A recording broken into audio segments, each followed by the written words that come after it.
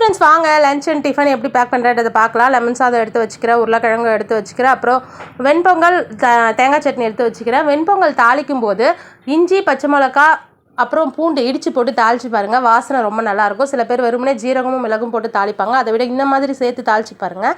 வாசனை நல்லாயிருக்கும், சாப்பிட்றதுக்கும் டேஸ்ட்டாக இருக்கும், சீக்கிரமாக ஜீரணமும் ஆகிடும். இந்த பொங்கல் சாப்பிட்டா மதன்னு இருக்குல்ல ஒரு சிலருக்கு, அந்த மாதிரி இருக்காது. நெக்ஸ்ட் டைம் ட்ரை பண்ணி பாருங்கள்.